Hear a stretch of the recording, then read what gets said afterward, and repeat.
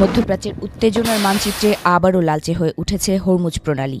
Iran ঘোষণা করেছে তারা রোববার ও সোমবার এই গুরুত্বপূর্ণ জলপথে লাইভ ফায়ারিং সামরিক মহড়া চালাবে। বিশ্বের মোট তেল বাণিজ্যের প্রায় 1/5 যে সরু সমুদ্রপথ দিয়ে যাতায়াত করে, সেই জায়গাতেই গোলা বর্ষণের প্রস্তুতি স্বাভাবিকভাবেই আন্তর্জাতিক উদ্বেগ বাড়িয়েছে, বিশেষ করে যখন কাছাকাছি অবস্থান করছে মার্কিন নৌবাহিনীর যুদ্ধজাহাজ।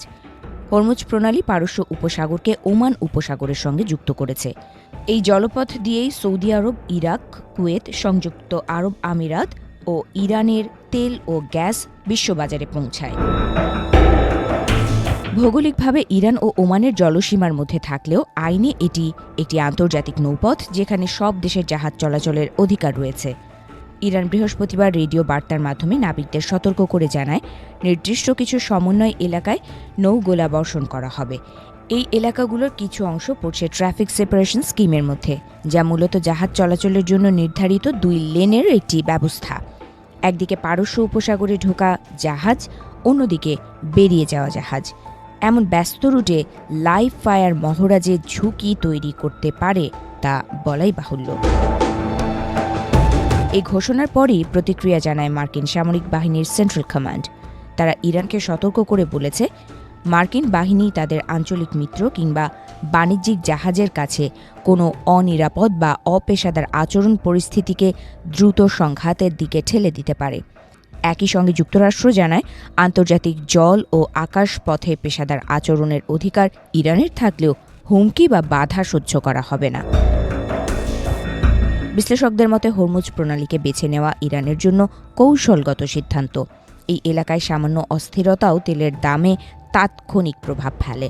অতীতে বহুবার দেখা গেছে, প্রণালী বন্ধ হওয়ার আশঙ্কা তৈরি হলেই বিশ্ববাজারে জ্বালানির দাম লাফিয়ে বেড়েছে। সাম্প্রতিক সময়ে ইসরায়েল ও ইরানের মধ্যে 12 দিনের সংঘাতেও এমন প্রতিক্রিয়া দেখা গিয়েছিল। ইরানের ইসলামিক রেভলিউশনারি গার্ড কোর এই প্রণালীতে ছোট দ্রুতগতির নৌযানের বহর মোতায়েন রেখেছে। অতীতে এই নৌযানগুলোর সঙ্গে মার্কিন যুদ্ধজাহাজের একাধিকবার উত্তেজনাপূর্ণ মুখোমুখি পরিস্থিতি তৈরি হয়েছে। যুক্তরাষ্ট্রের প্রেসিডেন্ট ডোনাল্ড ট্রাম্প ইরানের বিরুদ্ধে কঠোর অবস্থান নিয়েছেন। ইরানে সরকার বিরোধী বিক্ষোভ দমন, সম্ভাব্য গণহত্যা এবং পারমাণবিক কর্মসূচি নিয়ে তিনি সামরিক পদক্ষেপের হুমকি দিয়েছেন। সেই প্রেক্ষাপটে মার্কিন বিমানবাহী রণতরী ইউএসএস আব্রাহাম লিঙ্কন ও একাধিক গাইডেড মিসাইল ডেস্ট্রয়ার আরব সাগরে মোতায়েন রয়েছে। ইরানও পাল্টা হুঁশিয়ারি দিয়েছে। তাদের বক্তব্য, প্রয়োজনে তারা আগাম হামলা চালাতে পারে এবং মধ্যপ্রাচ্যে মার্কিন স্বার্থ কিংবা ইসরায়েলকে লক্ষ্যবস্তু করতে পারে। ইরানের হাতে থাকা স্বল্প ও মধ্যপাল্লার ক্ষেপণাস্ত্র উপসাগরীয় অনেক দেশকেই আঘাত হানতে সক্ষম।